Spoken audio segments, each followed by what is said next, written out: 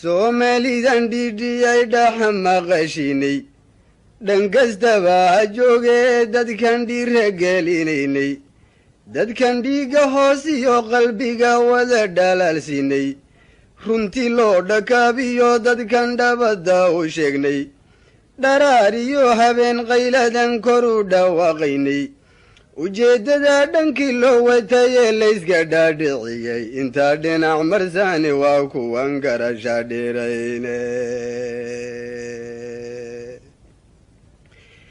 caqligay ka dhaawacan yihiin waana shay dhabahe dhandhama bas waxaa ka dhigay dhuni raacnimaye raggiise aabbayaasheen dhalay baa dhaafay hadal weyne mahmahyaday noo dhaheen midankaysu dhigay intaad sacaabadow dhigan lahayd nacab ku dhudaya si u dhoomo inaad buuxsatay oo dhereegtay ku mudo dhafoor xun iyo cadowgaagu yuu dhubni ka garane waxaa loogu soo dhaashadaa dhuxsagaaraahe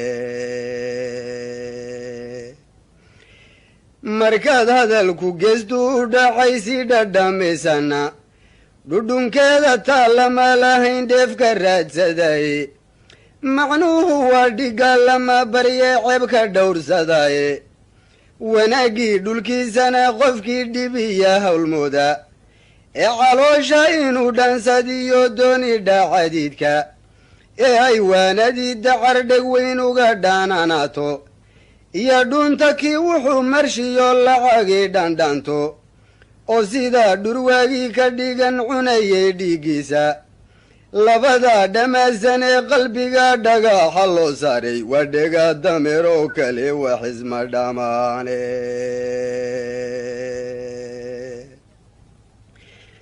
iyagana khasaara ku dhiciyo dhantalbadiye insha allahu kii xumaa dhisaa wou dhuteenayaaye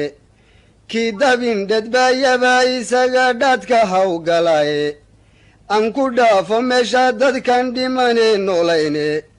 dhallinyarada soomaaliya calanka dhowraysa ee inuu dalkoodu dhismiyo dhaqanka doonaysa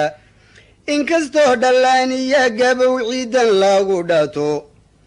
oon dheeligow diidnadoo xididka loo dhaabay dhaqdhaqaaqa meelaan casrigu weli ku dheerayne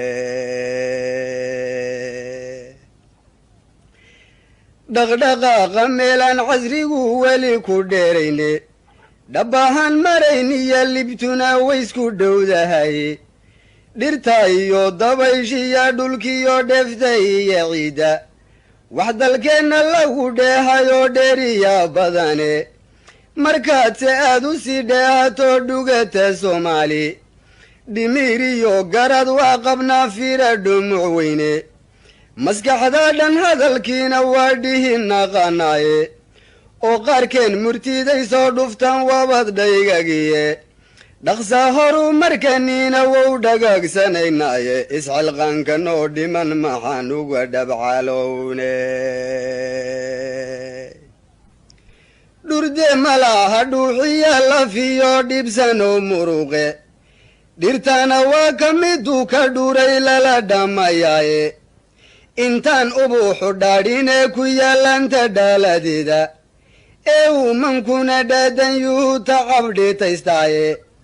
hadhow buuse wuxuu sii dhigtiyo malabka dhuuqaaye haddaan eegno dhunyaale iyo anigan dhodana bilowaadmigii anuu dhashay baan yaree ku dhammaaye geedaha dhulkiiyo howlkarnimo igaga dheereeye aboorkuna dhaleeriyo wuxuu ciid isugu dhoobay ama uu dundumadowga dhigay ama uu dheeraystay waa jinaacu dhiilada ka qabay inuu ka dhuntaaye haddaan cadowga soo dheelmadka alla iska dhoroofin dhexda maalintu ka gale ee dhagarna ku geysto dhiriifiyo ororood sida runtaa kama dhiciyaane dhiriifiyo ororod sida runta kama dhiciyaane dharbaaxadu intii ka fogta ee soo dhabbaacanayso lama dhagabsade waa inaad dhabu daareentaaye markaasaa dhangeeda loo gurta dhaxla dereeraaye oo dhowrta layskaga gudbaa dhacama waaweyne geedaha dhafma lagu yidha waysku dhonkaniye dhig baan udub ku taagayon ku xidhay shay dhagaatiyahi mana dhaliicsan hadalkii anoon ka dhubqaaliyine dhabqiina maysatan sheegayaa sida dhalankiiyo jalka i dhegaysto macnaha waan ku dhaadhiciine cudurrada wax dhaawaca jirrada lala dhukamayo ee sidaa dhimbiilaha dabka kaga dhagsiinaysa iyaa gumaysi dhuugiyaa ka daran balcaddii dhagaxa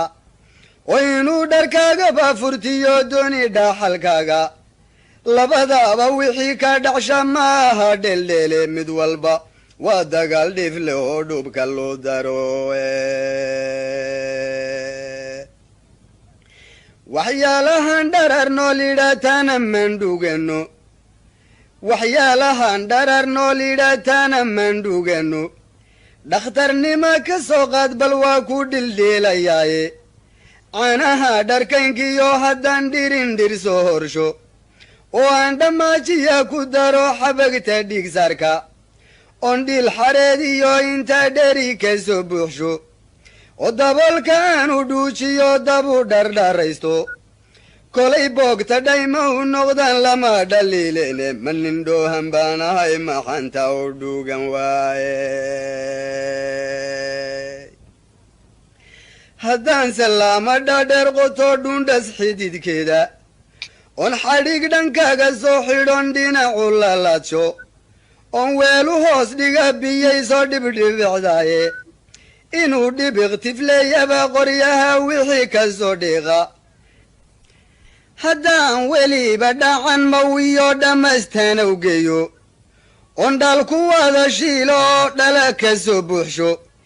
inay dhabarka daawo u noqdaan way u dhowdaaye ma nin dhoohan baan ahay maxanta u dhuugan waaye markay une xarrays dhaadhiday dharabka doogowdo dhowrgeed intaan soo ruujo dhamac yar taabsiiyo markay dhuudhi roortee humrigu dhidid ka soo daayo dhudhun lagu maroojiyo intaan xoog isugu dhaabo dhaydanka tuujiyo waxaan dharaq ka soo miiro kob dhowrson intaan sii dhigto dhababa oo huursho onjinaw dhanaaniya haddana dhonto booga keeno on dhammal waclow soo shito dhabu tumooshido ontaasna talta dhil qarshaa kula dhadoobeeyo dhuuban kolkay soo baxdo dhinacasuus noqoto qof dhilmaya soo turtay oo kaaru dhimanaya haddaan xidid sintaa kaga dhufto aan dhash kaga siiyo dhaqsaa inuu bogsoodaaba waa dhici karaysaaye ma nin dhoohan baan ahay maxanta u dhuugan waaye ma nin dhoohan baan ahay maxanta u dhuugan waaye dhafaruur dhunka lagu qasiyo dhayga buruuqdiisu dhilqee ma ayna reebteen waxbaba yay dhur waa diiline dhiidhiitida kama liidateen laygu dhaacayaaye ma nin dhoohan baan ahay maxanta u dhuugan waayey hoyaalayey hoyaalayey hoyaalayey hoye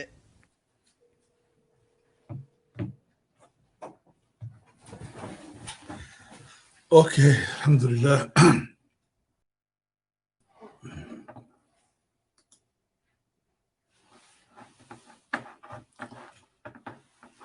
بسم الله الرحمن الرحيم. الحمد لله رب العالمين الرحمن الرحيم مالك يوم الدين إياك نعبد وإياك نستعين اهدنا الصراط المستقيم صراط الذين أنعمت عليهم غير المغضوب عليهم ولا الضالين آمين. الصلاة والسلام على المبعوث رحمة للعالمين حبيب رب العالمين وحبيب هذه الأمة سيد الصادقين ونبي المناضلين وإمام المجاهدين وحبيب آلاف البشر ملايين البشر الذين يريدون التغيير والتجديد ولا يريدون الاستعباد، وعلى آله وصحبه السالكين نهجهم تابعين هداهم إلى يوم القيامة. أما بعد أيها الأحبة، waxaan ugu salaamay salaanta islaamka. Assalaamu calaykum waraxmat ullaahi wabarakaatuh. Jumcahan barakaysan oo annagu salaadii jumca caawa iminka aan ka soo baxnay, galabta aan ka soo baxnay oon masaajid ku yaala magaalada caasimadda oo ah gobolkan Minnesota aan kusoo tukaday, Daar al-Faaruq, oon imiday marka insha allahu tacaala studiogii aan xalaqada ku qabanayay. Waxaan niga raali gelinayaa waqtiga oon niga dib dhacnay asbaab fara badan daraaddeed, oo ay ka mid ahay waqtiga aan filaynay salaadu inay noqoto oon aan ku talagelin, oo waqtigii salaada insha allahu tacaala iyo waqtigii aan ku ballannay aysan soo gashay. Marka alxamdulilah arrintaas waan niga raali gelinaynaa. Markaan raali noqda, aad baan inay jecelahay. waxaan rabnaa inaan arrimo fara badan oon maanta u baahannahay inaan ka sheekaysano. Marka koobaad waxaan jeclahay inaan abwaankeennii weynaa gabayga muhiimka aynoo akhriyey inaan u ducayno oon ilaahay uga barino inuu jannadii geeyo, dembigiisiina dhaafo, uuna ka dhigo min ahli lfirdows insha allah. afkuu ku nidaalay oo mujaahid buu ku ahaa intuu karayey, marka ilaahay naxariistii janno ha siiyo. waxa uu ka tagay ee dhaxalana inaan waarino waa muhiim weeyaan, isaga iyo abwaanada kale ee inaga dhintayba. intaas haddaan iyadna ka baxo, waxaan jeclaan lahaa inaan insha allahu tabaaraka wa tacaala aan ka hadlo mawduuc aad u xasaasiya maanta. mawduuc muddo 5 sano ah aan ka xishoonayay inaan ka hadlo, iskana dhowrayay sababo aanu ilaalinaya walaalnimo, laakiin kuwa dhinaca kala jira walaalnimada waxay u fahmeen doqonnimo. waxaa jira kitaab la yidhaahdo alqabaa, doqonnimada, nacasnimada. waxaa jira kitaab kale oo la yidhaahdo alqabaa asiyaasi, nacasnimada siyaasiga ah. waxaa jira kitaab kale oo la yidhaahdo alqabaa almanhaji, dadka in la nacaseeyo, la doqnaysiiyo. waxaa jira dad fara badan oo u fahmaya xayaaga iyo xishoodka iyo dadnimada iyo dhowrista laysdhowrayo, layska dhaafayo inay doqonnimo tahay oo nala socon waxa ay samaynayaan. muddo lagu qadaray 10 sano ayaan ogahay rag aan maanta sheegi doono dembiyada waaweyn ay ka galeen mujtamaca reer Jabuuti, oo ay ka galeen bulshada isbeddelka reer Jabuuti, ayna ka galeen bulshada Soomaaliyeed meel kasta ay joogaan, iyagoo iska dhigaya inay yihiin aqoon-yahan. kelmadda aqoon-yahanna maalin horaan sharxay, maantana meelaha qaar waan ka soo celin doonaa oo ku soo celin doonaa insha allah. okay ikhwaanii fi lislaam dhammaantiin, waxaan jecelahay marka hore mawduucan ka hadlayo waa muxaddad. wuxuu muxaddad ku yahay jaamicad weyn oo la yidhaahdo muqdisho university amba jaamicatu muqdisho afka carabiga, amba jaamicadda muqdisho oo ku taala caasimadda jamhuuriyadda federaalka ee Soomaaliya, muqdisho ku taala, oo la asaasay 25 sano ka hor, oo fikirkeegana aan wax ku lahayn, aan waxna ku lahayn maalkeegana aan wax badan ku lahayn. inaan ka hadlo way igu qasbaysaa maanta anoo kala saaraya 3 arrimood. inaan kala saaro maamulka jaamicadda jooga imika iyo raggii jaamicadda asaasay,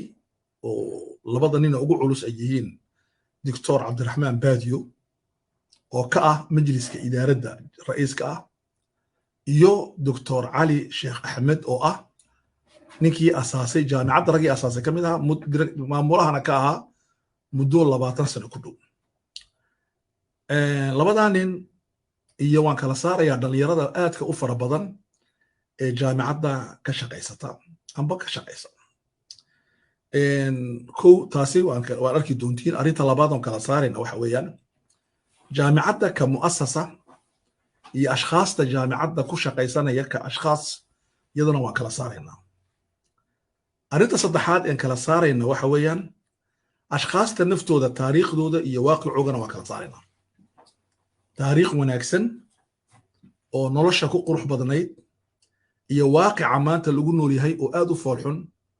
oo dhallinyaradii Soomaaliyeed ee ku xidhnayd ee dunida joogto dhan ilaa xalay ilaa saaka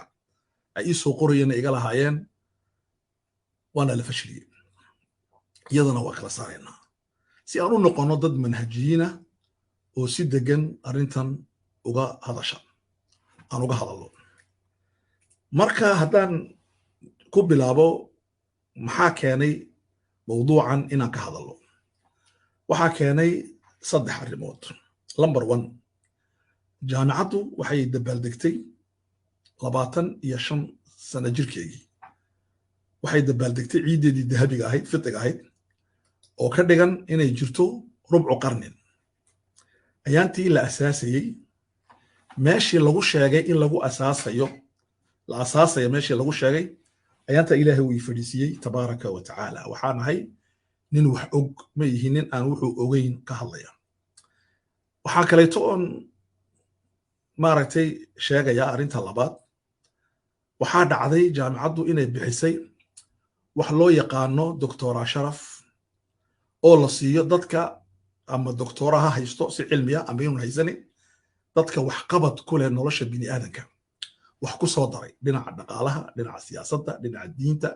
dhinaca fikirka, dhinaca gabayga iyo shicirka, dhinaca afafka, dhinaca maaragtay dhaqanka, dhaqaalaha, wax uun adduunkan ku soo daray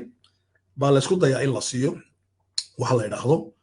shahaado la yidhahdo magaceega doctora sharaf. sidee loo bixiyaana maanta waan ka hadli doonaa hadduu ilaahay tabaaraka wa tacaala. doctora sharafkaas jaamicaddan muqdisho la yidhaahdo waxay ugu deeqday madaxweynaha Jabuuti Ismaaciil Cumar Geelle, waxayna ku siiyeen in uu yahay nin wax badan u qabtay ummadda Soomaaliyeed. wuxuu qabtayna lama akhrin, laakiin waxa la shirkii Carta ayaa ka mid ahaa inuu u qabtay ummadda Soomaaliyeed shir la yidhaahdo Carta, inuu magaalada Carta ku qabtay. iyadana waan ka hadlaynaa insha allahu tacaala.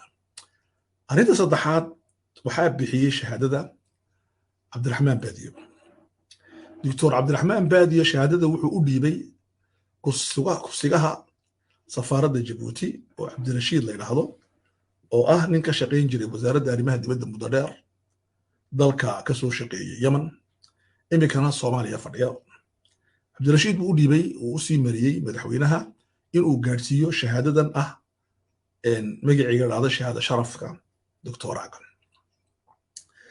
arrinta afaraad, maalinta la bixinaya shahaadada waxaa dhacday Jabuuti kaarisa. kaarisadu waxay ahayd kriis weyn oo dhinaca bulshada ah. ilaa lama socdaan dhalinyaradan odayaasha iminka dhalinyaro mahayna Cabdiraxmaan Baadiye iyo kuwa la midkii waxayna la socon Jabuuti maxaa ka socdaa. isla maalintaa waxaa la fadhiyey magaalo la dhahdo Tajoora oo waqooyiga dalka ku taalo oo gobolka Tajoora madax u ah. waxaa dhacday dembiga ugu weyn ee laga galo bulsho shacbiga canfarta la dhahdo gaar ahaan ee magaalada Tajoora degan waa la kala qaybiyey. waxaa loo kala qaybiyey 2 suldaan. suldaankii hore dhintay ilaahay u naxariisto, suldaan cusub baa la sameynayay. suldaanka shicibku iyagaa samaysta, ay soo khilaafaan, hay isdiidaan, akhiiran waxbay isku soo waafaqaan. dowladdu suldaan bay diiday, suldaanna iyadaa wadata. waxaa markaa magaalada Jabuuti ka dhacay in loo yeedhay dowladdii oo dhan oo arrin mujtamac ah oo reer khuseeya, reer Jabuuti ah, inay madaxweynihii, ra'iisul wasaarihii, wasiirka arrimaha dibadda, wasaaraddii oo dhan, ciidankii, booliskii, jandaarankii, ugaasiyadii geeska Afrika, ugaas Mustafa, sultaanadii Mahad Casaha, Samaroonka iyo kuwa kale, Isaaqii, wixii la gaadhayo oo dhan in gacanta la soo mariyey. afartii kale oo yidhi kaalaya meeshan waxaa ka dhacaya arrin rahiiba. 4 habeen ka horna suldaan kalaa la doortay.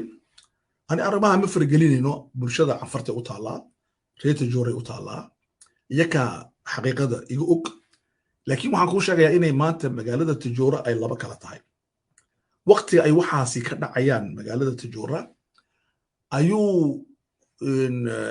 madaxweyne geela uu sameynaya dembiga intaa leegay bulsho isla markaaba la siiyay doctora macnaha fahantiin dadka ummadda Soomaaliyeed waqtigaaba la bixinaya wax dhado doctora fakhri yaa bixinaya waxa bixinaya nin aqoon-yahana oo magaciisa Cabdiraxmaan Baadiyo oo ka tirsan saddex arrimood koow jaamacaddan wuxuu ka yahay dadkii asaasay wuxuuna ka yahay madax وأريد كوبات أريد طلبات أورك الإصلاح إخوان المسلمين لا يلاحظوا من قضاء وحكي شيء قدونه أيو كيه الجناح مدحها أورك الإصلاح من كوي لاشن شنطة ميت كم إذا أيو مدحوينها مدحوينهاش هو وين يو كجرا وحكى ليتو وياهي إن محاكو هذا يسوي ناس سياسية ولا تلية يوكي هاي مدحتويدا وحنا كلا تلية أريمها الدستور نيك مستواها جالسيسن madaxweynena isku soo rashaxay Soomaali inuu mar u noqdo warintaasina wixii keenay caawa sheegi doonay inuu madaxweyne isku rashax maahin caadiya dagaal weyn baa ka dhacay laakiin yaa ka dambeeyay inuu madaxweyne isku rashaxo isagoonan karti badan u lahayn uu suurta gali karin baba waxa galiyeen waan u joogo waan ka waaninay aniga rag fara badan oo reer Djibouti laakiin nama una dhageysan waliba habeen waxaan joogay isagoo aan ku leenahay madaxweynaha soo socda waa Xasan Sheekh la tartamin وصوبح يا وحنا كصوبح يا ترى آد وبضن أديكونا ميل هو صاد جري دون تامي وحنا أنا صوبح يا على أي حال نبى جلي نكي جلينا عاوة يعني شيء دون إن شاء الله تبارك وتعالى. أوكي هل كهمرك أن جوجنو إخواني أخواتي لما أنتين بابا وان سلامي وحنا نشجع يا إن أريتها أي كنتي إن ما أنت موضوعا كهذا الله وحمرك أنكو بلابيا إن أفر الريموت بان كالي دونا وحنكون بلابا يا جامعة جامعة مجيء وحردا جامعة مقدشو أفكار صومالي جامعة مقدشو أفكار عربي كان جامعة مقدشو يونيفرسيتي نوارد هذا جامعة سال أركيزين وحا أساسنتي لباتن إيا شنتي سيدي الله أساسي جامعة وحا أساسي أوركا لدهدو الإصلاح أورك الإصلاح وأورر إخوان المسلمين وكجرة صوماليا يسك أفريقيا كله جوجيتان كله أورك هذا يا أساسي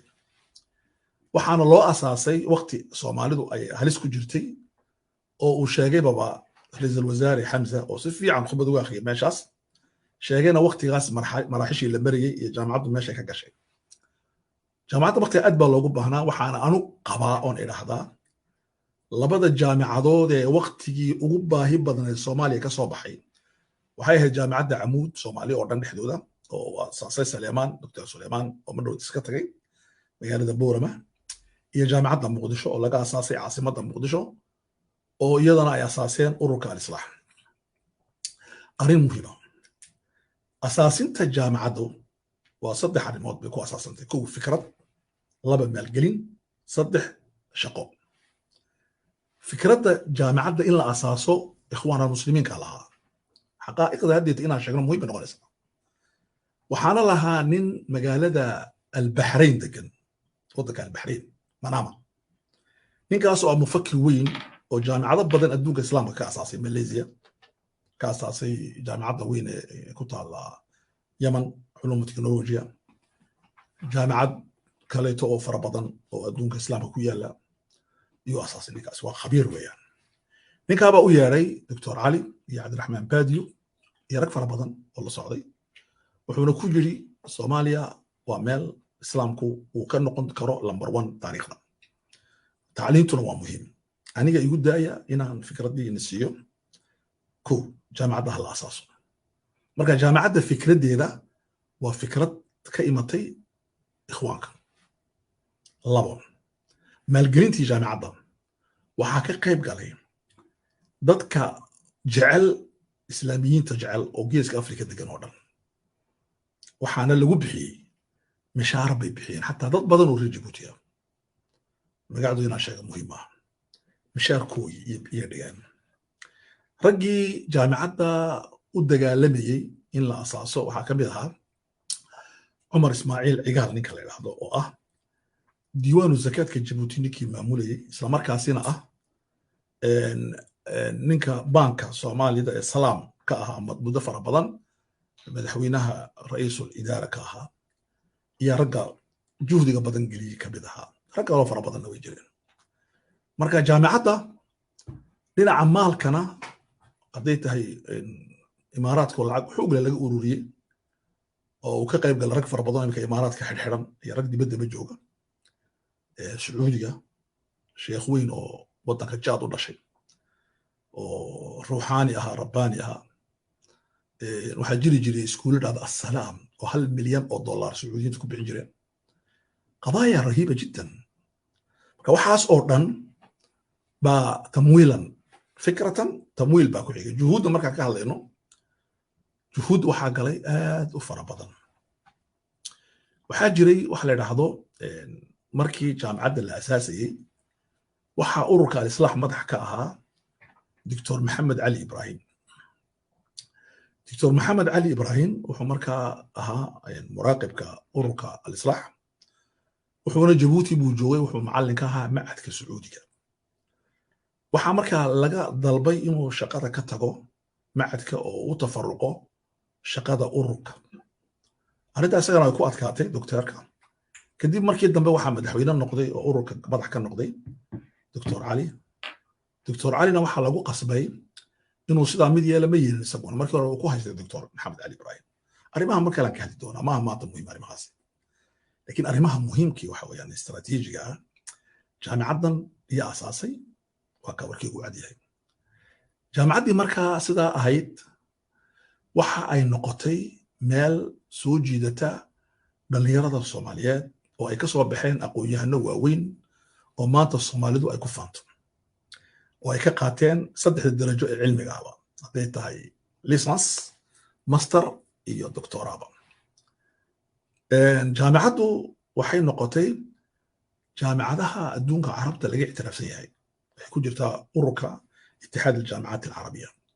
يكون جرتا روضة إسلام اتحاد المنظمات الإسلامية جامعات إسلامية ويكون جرتا أفريقيا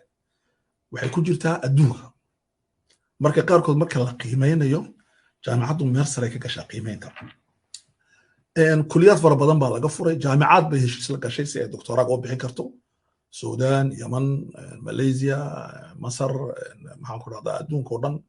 heshiisay la soo gashay aad bayna marka khadawad fiican ayaa la qaaday marka jaamacadda noocaas ah ee sidaas ah waxa aan leenahay jaamacaddaasi taasiiskeygii waa ka مآلاتكي بان لبا كلمود كدحايا جامعدي يا غانتا ku haya imika jaamacadda waxa jooga dhalinyaro aad u mutacallimiina oo ka soo baxay wadanka Maghrib Maroc ka soo baxay wadanka maaragtay Malaysia Yemen Suudaan Turkiga meelo badan ka soo baxay jaamacadda noocaas ah دكتور علي يا مدح كاها مركي واركي انه جامعه اسكغا تاغو اسباب عافماد دراديد wuxuu ku wareejiyay qof isagu uu tarbiyaystay ibtidaa'igiina isagu ku daray i'daadigiina uu geeyay sanawigii uu geeyay jaamacadda ilaa doctoraga soo qaadanayay oo uu qaraabo dhow ay yihiin buu jaamacaddii u dhiibay kuwaana uu iska wada dhaafay dhammaantood marka waxaa halkaa ku xidhi doontiin cilaaqada ay la leeyihiin Ismaaciil Cumar Geelle halka ay ka imanayso yaa nin baa saaka ii soo qoray at-tuyuru ala ashkaliha taqa waa qosle marka inaan saaxiib nahay oo dalka Ingiriiska degan Birmingham waxaan marka aan uga jeedaa koobaad waxa weeye jaamacaddu waa sidaas haddii aan fahno yaa asaasay jaamacadda maxaa loo asaasay halkee imika taagan tahay jaamacaddu maaha imika jaamacad ururku uu gacanta ku hayo ururkii uu iska khilaafay لكن قيبتي ودكتور علي صعدوا يا قالتي يا عبد الرحمن باديو مركا جامعته وجامعه dadka ay qaateen hadana si gaar ah aan ahayn jaamacad ururku uu sheegan karo ilaa maanta ururka islaax dhahdo inta hadaan dhaafo taasi waa tii jaamacadda weeye arinta labaad in jecelahay inaan sheego wax weeyaan Cabdiraxmaan Baadiyo iyo Dr. Ali waxay leeyihiin xiriir dhow bay leeyihiin madaxweynaha Jabuuti oo ku salaysan 3 arrimood anigu markii aan dowladda Jabuuti isku dhicin iska aha qof shaqaale ah way iman jireen waxayna igu waran jireen in khudbada kulul baa tahay nin muxaadaraad kulul baa tahay waxa wanaagsan inaad arrimaha yara qaboojisid markii ay rabiic al-carabigu dhacay ee adduunka la kacayna markiiba waxay shacabka u tumeen Masar waxa ka dhacaya adduunka islaamka waxay dhahdeen waan isku khilaafnay anagoo joogna Nairobi dhalinyarada Nairobi joogay iminka way dhageysanayaan maalinta waxay dhahdeen rabiican amba brantagan amba maaragtay isbedelkan adduunka carabta ka socda waa isbedel ikhwaana waxaan ku dhimaha rabiic ikhwaani ama shaqo kuma leh maaragtay arrintan ikhwaanku waa rabiic ummaddu ay samaysatay lamana oran karo waa rabiic ikhwaan muslimiinku ay leeyihiin fikradaha aan diidayna ka mid tahay waana u diidaya kana laakiin aad bay ugu faraxsanaayeen okay markay dadka reer Jabuuti ay u kaceen inay xorriyad qaataan dimuqraadiyad qaataan ay xoroobaan oo ay ku xoroobaan nidaam dictator oo muddo 40 sano haysta dadka reer Soomaaliya wax ku celiyaan Ismaaciil Umar Geele 23 sano madaxweyne yahay dadka aan garanay wayaan Ismaaciil Umar Geele wuxuu madaxweyne yahay mulkiilaha dawladda wuxuu ahaa 20 sano ilaa iyo 18 sanadood oo ka horeysay intuu madaxweyne noqon kadibna wuxuu madaxweyne markuu noqday ilaa iyo imikana waa 23 sanadood marka muddo 40 sano ah iyo madaxweynaha Jabuuti wadanka Jabuuti xukuma oo qofna xukunka leeyahay marna harka hoostiisa ku xukumay marna harka dibadiisa ayuu ku xukumaa gadaal iyo hore miiska hoostiisa iyo miiska korkiisa ayuu joogaa Ismaaciil Umar Geele xiriirka markaa ka dhaxaysa halkan ka soo baxaya 1999 markii uu madaxweynaha noqday waxay isku arkeen inay shirkii carta intii aan la qaban in Soomaaliya laga sameeyo dawlad loo doondoono jiritaankii Soomaaliya soo cisho anu markaa dhalinyaraan ahay mustawaha iminka aan ahayna maan ahayn waxaan ka shaqayn jiray markaas maxkamadda sharciga qaadiga macallin baan ahaan jiray kadibna qaadiga baan joogay halkaan oo jooga ayuu u yimid nin ragga la saaxiiba oo reer Jabuuti ah wuxuu igu yiri waxay rabaan hebel iyo hebel iyo hebel in Ismaaciil Umar Geele arkaan si ay ugu sheegaan arrin weyn oo muhiim ah aniga markaa moogaan u tagay ilaa naxariisto mooga waxa weeye wasiirka awqaafta hore ugu horeeyay qaadiin muddo fara badan ahaa nin wanaagsan ahaa ilaahay naxariista janno ha siiyo yaan u tagay waan u sheegay wuxuu yiri caawan ku geyn waa sraacnay waxaan u tagnay madaxweynaha baan la fadhiisanay waan u sheegnay wuxuu yiri keena rag buu nagu daray lajnood Ismaaciil Taani uu ka mid yahay aada sheekh uu ka mid yahay ilaa naxariisto iyo inagu daray wuxuu ragga la fadhiista kadibna waxaad u sheega waan u sheegnay kadib raggii noo keen baa lari waan la hadlay way yimaadeen ninkii waan u sheegay keen baa way yimaadeen way sarkeen halkaa baa la isku bartay shirkii carta ayaa la isku bartay markii la isbartay shirkii carta la isku bartay shirkii carta la wada najixiyey waa shirka carta fikrad inuu Cumar ka imatay iyo gargaar weyn oo ka imatay ururkii la oran jiray dib u heshiisiinta Soomaalida oo ay ku jireen Cabdiraxmaan Baadiyo Dr. Ad-Dasuuqi Dr. Ali Basha iyo madaxweynihii ugu horeeyay carta kadib uu ku jiray iyo maaragtay heshiiskii baa la galay kadib waxaa la bilaabay in la bilaabo mashruuci baa bilaabay markaas halkaa baa diyaaradda la iskala raacay okay had iyo jeer waxaan ka hadli jirnay laba mawduuc ah dowladda Soomaaliya inay abuuranto ay dib u soo noqoto waa muhiim waxayna muhiim u tahay dadka reer Jabuuti waxayna muhiim tahay reer Soomaaliya agoonnimadii reer Jabuutina ka baxayaan Soomaaliduna nolosha ku soo laamayaan dhinac kasta oo looga yimaadana waa muhiim Ismaaciil Umar Geele ha keeno madaxweynihii Somaliland ha keeno Masar ha keento Ethiopia ha keento khaliijku ay makaan ka yimaado inay Soomaalidu dowlad yeelato daruuran u arkeen marka heshiiskaasi wuxuu ahaa heshiis la wada galay waa la wada shaqeeyay kadib heshiiskii kadib waxaa ka dhashay heshiis istaraatiiji ah oo dhex mara ismaaciil cumar iyo cabdiraxmaan baadiyo. cabdiraxmaan baadiyo waxaa loo arkay inuu yahay khabiir istaraatiiji ah oo lagu guuri karo. ismaaciil cumar isaguna wuxuu u arkay cabdiraxmaan baadiyo nin la kori karo oo saddex arrimood looga faa'iidaysan karo. In la ammaano, marka la ammaano lacagtuu daadiyaa, wuxuu hayoo dhan buu dhigaa, iyo in looga faa'iidaysan karo in lagu gaaro ahdaaf kale oo siyaasi ah. marka waa la israacay, taqaatucu almasaalix baa dhacday. arrinta iyadoo la wada socdo, reer Jabuuti baa sare kacay 2012 waxaa dhacday barnaamij ugu weynaaye Jabuuti ka dhaca oo la dhacay maaragtay carabta rabiicoogi la dhacay amba maaragtay la dhacay gugii carabta. markuu gugii carabta uu dhacay, Jabuutina xoog buu u dhacay, dadka aad bay u soo baxeen, barnaamij ugu weynaa. laakiin haddana waxaa fashiliyeen in la yidhahdo Cabdilaahi Cabdi oo iminka xidhan oo ciidamada booliska ka mid ahaa. ninkaabaa aad u dagaalamay, dad badanna laayay, xidhxidhay, fashiliyey. kadib reer Jabuuti way seexdeen. dastuurkiibuu Ismaaciil Cumar waqtigaa bedilayey.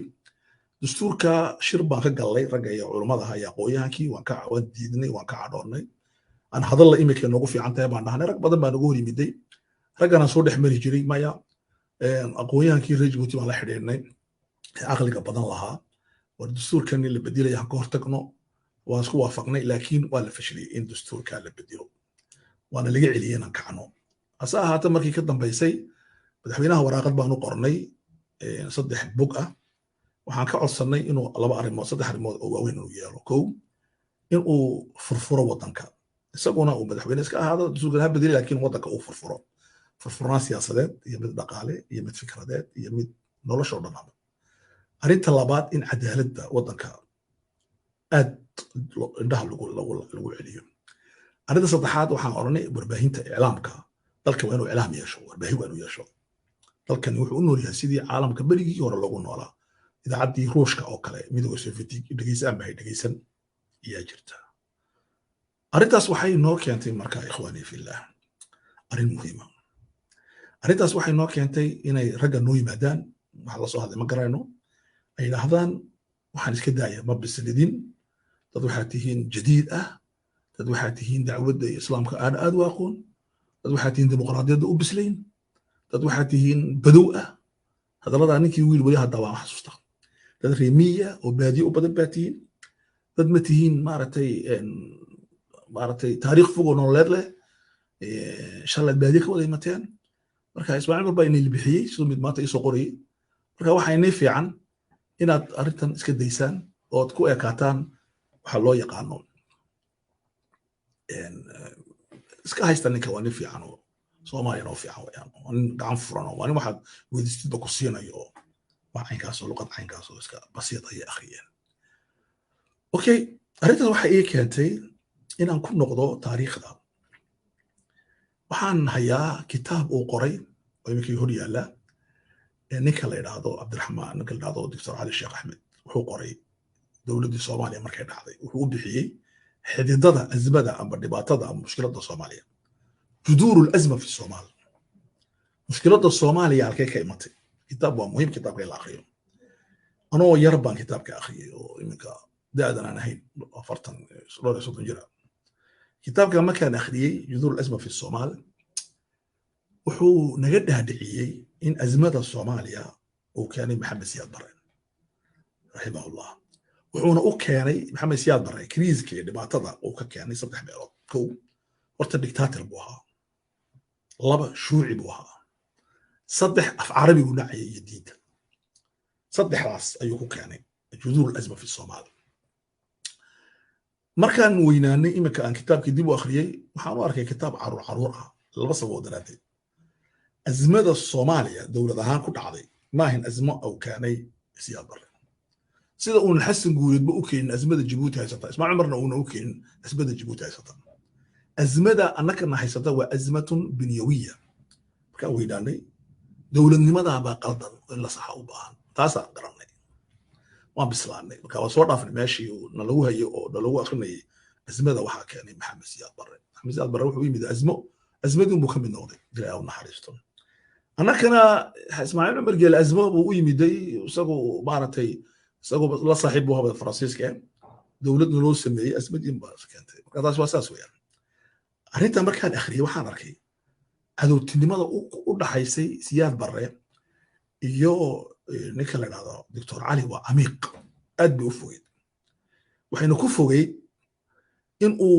la rido uu u dagaalamay laana waa dictator adduunka carabta oo dhan wuxuu ka dhaadhiciyay inuu yahay nin xun meel kastoo lagu wareystana warka uu bixiyay Abdulrahman Baadiyo wuxuu ahaa nin ciidana colonel ah Mareykan baa loo soo diray waxaan lagu soo diray cashuurtii dowladda Soomaaliya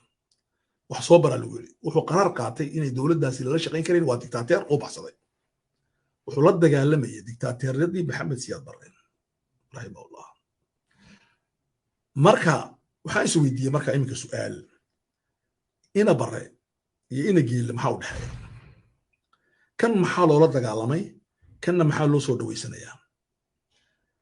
waqtigaas fikradda taale maxay ahayd Maxamed Siyaad Barre waa dictator waa in la eriyo ما ترى محايلة إسماعيل عمر قيل الدكتاتير ما هو إلا حجزته لماذا؟ سؤال شو طاوية واي حلو حج سنة إسماعيل عمر قيل وحين غير هذا حلو حج سنة إسماعيل عمر قيل إسماعيل عمر قيل وحدة من جيبوتي ما فرد يوم واحد جيبوتي كفي عن ما فرد يوم كو الله وحلو حج سنة إسماعيل عمر قيل العقب حياة صدح دولتي صوماليا دونتو إسماعيل عمر قيل وما يقول إلا جنوري هاي سجل جنوري ما وضعك أفر إسماعيل عمر قيل وأنك قرأ إيه سماية وح عن جعلها يعني كذا بنو كسر الحجينا وحو دوني جيبوتي هكو سماية سأرك دوتين مقالة جيبوتي يوضعك جيبوتي وحي دوني هايستو سجل الحجينا لكن سياد ودرينا وح مركز ديبو إيه تاريخ ذا سياديو إسماعيل عمر قيل وحان أوغادي سياد بري إلى أن حريسته إنه أها دكتاتور وأنو قال يلا حضر يقبحنا لابو وحانو قال إنه محمد سياد بري كقد وياه إسماعيل عمر قال لي دكتاتور بدو وحشيش بكون يني إنه كقد وياه سياد بري وضعك وشقية كما شقيسن سوسه وأركي وشقية هل قريكم على صوماليا دي بدأدوك أنا وحبكم عليه فقير بكون أنت سواء سيدي عرفات لقى شيء أم بجمال عبد الناصر لقى شيء أم بحبيب بورقيبة لقى شيء ودكتاتور دانيستا أنهين لكن إسماعيل عمر قيل وحو لم يديهي زين العابدين يا مبارك يا قذافي وحو قاتي حوله وطنك يا حوقي وطنك يا أودي وطنك مركا تاسينوا مركا أدو قردوين سياد باكا في عن أنا تصدحات محمد زياد بروح ودسي عيدانك ugu culus geeska Afrika aba qaarada Afrika saddexaad marna waxa ciidanka laba iyo Afrika oo dhan Ismaaciil Umar Geelana wuxuu dhisay maaratay wadanka Afrika ugu gaajaysan saarki doontiin haduuna Ismaaciil Umar madaxweyne noqon Djibouti maxay noqon lahayd qaar ba Sweediya yani waa aqliyada maanta lagu fikiray weeyaan markaas aan dib ugu laamay waxaan ogaaday oon ii cadaan weyday dictatorna jeclow dictatorna nac arin kale ay cadaan kali weydin siisi ninka la yiraahdo Masar xukuma aad bay ugu horjeedaan maxaa yeelay wuxuu laayaa ikhwaanul muslimiinka wuxuuna laayaa dimuqraadiyiinta wuxuu la dagaalamaa xorriyadda Ismaaciil Umar Geelana muxuu sameeyay Ismaaciil Umar Geelana joornaalka la yiraahdo Jeune Afrique wuxuu ku qoray sunka ugu weyn inaan la dagaalanaa waa ikhwaanul muslimiin iyaguna ikhwaanul muslimiin sunka ugu weyn way qoran tahay ma wax laga been abuurayo Jeune Afrique bay ku qoran tahay wareysigiisii joornaalka la yiraahdo laba wuxuu yiri meeshii labaad ee ikhwaanul muslimiinka adduunka laga furo Djibouti baa بس بديت وان فشلناي دغال عد بان كو قادنay waan nacaab dhanu iyakun waxay leeyihiin waan jecelahay arrinta saddexaad ee muhiimka ah waxa weeye ninka raada siisi dad buu ku laayay banaan laakiin tira badan dama saarayaan ninka Ismaaciil Umar Geelana dad buu banaan ku laayay Anfar buu laayay Samaroon buu laayay Ciisu laayay gaar ahaan Yoris Muuse waxaas oo dhan uu dilay ولاي isagoo dugaabado ka soo saaray iyo baarata iyo baaburada gaashaamaysan waxa lagu laayay dadkii banaan weyn oo ku yaala meel bulduqa la dhaxdo marka farqi u dhaxeeya ma jiro siisi ismaaciil mageele laakiin siisi ragga ay ku xidhan yihiin ee masaarida waaweyn baa le kama hor iman karaan laakiin meeshan ninkan adduunkana waxay ka dhaadhiciyeen maalin dhowta waxaan la kulmay shir weyn oo maraykan ka dhacaya nin wadaada wuxuu iga yidhi madaxweynaha ugu fiican ee bariga dhexe geeska afrika ismaaciil mageele maxaa bale waa nin islaam wadaada xoolaha ummadda iska ilaaliya oo qosaday markaas arrimahaas iyaga adduunka ka dhaadhiciyey kana iibshay nin weyn oo maanta aan sheegi doono ayaan maaragtay waxa ay dhex maray isaga iyo ninkan ayaan idiin sheegi doonaa insha allah mar dambe waxaan marka aan jeclahay caawa arrimo caawa maaha arrimo yaroo fudfudud maaha waxaan jeclahay caawa inaan ini tuso ismaaciil cumar geele soomaalidu inay fahmaan ismaaciil cumar geele wuxuu ku leeyahay soomaaliyaan dhisayaa maahmaah baa jirta reeraha yaga galbeedku ay sheegaan laakiin imika markaan la saaxiibay rag badan oo reer koonfura gaar ahaan aan la saaxiibay maaragtay soomaalida maaragtay af soomaaliga u taqaana waxay ugu yidhahdeen maamahda waa maamaha soomaali oo dhan maamahda maxaa weye waxaa ninkaad kaba ka tololeysid kabiisaa la eegaa ninka aad leedahay soomaaliya uu dhisayaa waddankiisa horta la eegaa dhulkiisaa la eegaa marka waxaan imanaynaa jabuuti meeshan la idhahdo ismaaciil cumar geele wuxuu ka eriyey qof kasti oo caqli lahaa maskax lahaa noloshuu ka saaray bal exambalada ila eega suwarkan taswiirahan bal ila eega imika aan inii soo wado waxaad ogtihiin ninka taswiirtii sii horeyso ilaa ninka halkaa yaalla magaciisa waxaa la dhahdaa cumar cilmi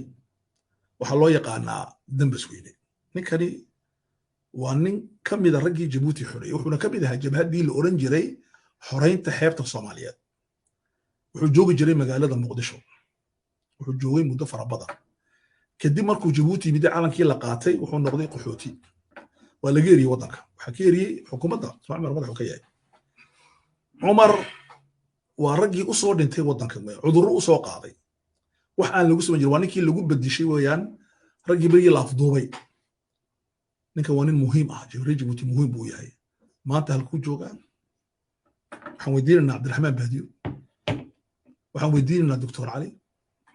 waxaan weydiinaynaa ragga doctora sharafka siiyey ismaaciil cumar geele waxbuu qabtay ninkaa dalka u soo halgamay maanta dariiqyada iyo gidaarada kolba qof baa aqal seexiya jabuuti waa hoggaan siyaasi ah oo weliba lagu tilmaamay inuu yahay xakiimu jabuuti dadka jabuuti ugu caqliga badan ka baxa ninkaas waxaa inii keenayaa maaragtay taswiirtan waxaa inii yaala rag fara badan oo reer jabuuti u baahan tihiin inaad garataan qaarada soomaalidu ninkan koofiyadda sitaa halkaa iigu xiga waxaa la dhahdaa cabdiraxmaan waaberi waa doctor weeyaan wuxuu qaatay boqolaal jaa'izo ayuu qaatay oo adduunka ah wuxuu ka dhigaa faransiiska jaamacad wuxuuna ka dhigaa washington maraykanka jaamacad ninkaasi diyaarad buu u raacaa si ashar usoo bixiyo uu uga soo bixiyo france amba uu usoo bixiyo magaalada washington dadka inagale jabuuti dad caqli lama joogaan waa inay gartaan jaamacadaha ugu waaweyn ragga dhiga waxaa ka mid ah cabdiraxmaan waaberi doctor cabdiraxmaan waaberi ninkan dalka ma gali karo waddankiisana mamnuuc buu ka yahay xaafadda la dhahda xaafadda lixaad buuna ku dhashay generationadaas ku da-dahay buu yahay jiryar yahay ninkaa kaleeta aan taswiirta inii dul dhigay waxaa la dhahdaa doctor daahir axmed faarax daaf baa loo yaqaanaa xisbiyada ugu waaweyn dalka ayuu madax ka yahay waa nin ciidanka jabuuti soo ahaa kadibna siyaasi noqday markii jabuuti la bilaabayay siyaasadda raggii galay buu ku ahaa sagaashanadii buu galay ilaa maanta uu ku jiraa doctoraa buu ku qaatay isagoo dibadda jooga oo qaxooti siyaasadeeda wuxuuna haystaa culumta siyaasiga doctoraa isaga xaaskiisa hooyadii walaalihii ciyaalkiisa jabuuti waa laga mamnuucay cadaab baa la geliyey غير caadi ah dalka maxay dadku dibadda uga joogaan nin dalkiisa nacama jiro laakiin qasab baa laga dhigay daahir waa nin culus oo xataa hogaamin kara dalka laakiin waa loo diiday inuu dalkan hoggaankiisa qabto dagaal baa lagu hayaa taswiirta saddexaad waxaynu hor yaallaa sheekh cabdiraxmaan barkhad good oo loo yaqaano doctor cabdiraxmaan good doctor cabdiraxmaan barkhad good cadaab xabsiga aniga isaga la wada gashay muddo badan ilaa iyo 2 sano ku dhow kadibna doctor cabdiraxmaan waxaa loogu hanjabaa mar walba in gurigiisa xataa laga qaadayo nolosha lagu cadaabayo cabdiraxmaan barkhad good doctora buu haystaa wuxuu ku haystaa culumta luqadda dagaal aan caadi ahayn ayuu ku hayaa ismaaciil cumar geele oo noloshiisa ku saabsan markaad waa inay gartaan ummadda soomaaliya markay leeyihiin ismaaciil cumar geele oo qura jabuuti jira raggaas inaa wax badan ka barataan ninka ag jooga waxa dhahdaa doctor maxamed daahir roble maxamed daahir roble waa ninka qura ee reer jabuutiya ee imika horey way dhacday waraaqadiisii laga qaatay waraaqadaha laga qaatay markaan kule wax kala tahay waxaa ka maqan waraaqadihii waddanka ee jabuuti يعني جيبوتيانيمدي ري جيبوتيانيمدي بو عمر كقاطع انا جيبوتي بحياء سو ما بقاش نيك النمرود اورن جيرين ويل انا احيي واميت انا واحد ديلا انا واحد نوليا ولكن عبد الرحمن مارت الباديه وحو كليه واعتراف الدكتوراه جيب كوسي دكتوراه بو كوسي يحيي ويميت اسماعيل عمر قال دك و نوليا ها باسبورده دك قادايو iyo كوسيا ويميت كو ري جيبوتي لو ديلا هذا دكتوراه سي شرف هذا نيكاس اسغي حاسكيسي قحوتي بي كو يمد ka Turkiga waxana ma haysto ninka waxa dhada doctor Said waxa loo yaqaanaa Saddam waa ina yar wuxuu dhashay markii Saddam la dilay aabi baa u bixiyay Saddam Hussein doctora buu haysta waa ninkii ugu yaraa ee baarlamaanka Djibouti gala waqtigii ay santaan sameynay ee siyaasadda galay ninkaas waxa dhada Saddam Hussein baa loo yaqaanaa Saddam aabi Hussein dhada isagana waxa loo yaqaanaa doctor Said waa dhakhtar weeyaan iminkana wuxuu ka qaatay Belgiga waa la dili gaaray rasaas baa loola dhacay ilaahay baa bixiyay halkaa bay kaga dhacday laakiin dhakhtarkii baa badbaadiyay kadibna uu baxsaday Itoobiya ku tagay orod halkaas markaa diyaarad ka soo raacay Belgium buu qaxooti ku yahay waa ninkaasi waa nin reer Djibouti doctoraaga la bixiyay waxa lagu bixiyay in dadka la laayo ninka la dhahdo Fuad baa dhada lieutenant Fuad labaale Fuad baa dhada wuxuu ku xidhan yahay kaniif amba meesha la qano martay xamaam musqul buu ku xidhan yahay وهراد مقشي رئيس سومالي دوي مقلب كان هادين الحمد لله marka ninkaasi musqulaha ku xidhan waxa uu ahaa beelood ciidamada cirka ah uu diidiyay mishaarkiisa laga qaatay xoolihiisa la boobay nin madaxweynaha oo adeer u yahay baa ciidanka xukuma cirka iyada waan ka hadli doonaa waxa lagu siiyay Ismaaciil Mageele doctora dadkeenu xamaayada ku xidho gabadhan waxa la yiraahdaa waa gabadh yar magaceega waxa la yiraahdaa muna waa dhahdaa waxay ku magac dheer tahay shalana waa inay yar waxay diiday in korontada Djibouti ay qaali tahay waxay qaadatay kartoonka waxay ku qortay waxaan u qalmaa nolol tan ka fiican gabadheeda shaqada dib la geeyay waxaana la geeyay baxsatay aabaheedu wax yar qaatay waddanka ay ka baxa ma noolaan karo hadii aanu aabaheeda lagu diray waxay ka tiri anu waan u dagaalamayaa xurriyadda aabo iyo nolosha fiican baan doonayaa inaan helo anu waan ku socdaa maartay mukayaf qaboojiye oo adiga de lacag leh laakiin waxaan doonayaa inay dadka oo dhan ay helaan inaan taayar waxay ku nooshahay qaxooti Belgium kartoonka bistita nolol fiican baan doonayaa bay leedahay Ismaaciil Cumar Geele waxa la siiyay inuu hablaha yar saaw cadaabo doctora yaa siiyay Cabdiraxmaan Baadiya siiyay ninka waxa dhada Sheekhiir Meydal Geele waa caalim weyn oo culimada islaamka kamid ah waa nin waacida waa murshid waa faqih waa nin daaciya waa nin ummadda reer Djibouti sida Sheekh Cabdiraxmaan Barkhad Good ay u jeceshahay oo kale ay u jeceshahay ninkaas wuxuu ku nool yahay Belgium maalin dhaweeyta xaaskiisii isagu waa qaxooti iyo ciyaalkiisii waxay doonteen baasaboorkii waa loo diiday maxaa loogu diiday waxaan ubad u tihiin Sheekhiir oo u dagaalamay al-adala wal hurriya dhinacaas markaan ka imano ninkaas waa nin maartay wasiirkii arrimaha dibadda ee Djibouti wasiirkii dhalinyarada ee Djibouti soo maray waa ninkii ugu horeeyay ee istiqaalo amba maartay istasila dimishoon Ismaaciil Margeele iyo xasibul udida laakiin hada anigu ma aqbalayo in la adoonsado ninkaasi maanta wadankiisa mamnuuc buu ka yahay waa nin loo baahan yahay maanta ninkan waxa la yiraahdaa doctor Fuad wuxuu ku takhasusay cilmiga enerjiga shirba maanta Djibouti lagu qabtay maalin dhaweyto oo ka qayb galay Xasan madaxweynaha Soomaaliya quraatay qof kale mid ma jirin madaxweynaha Afrika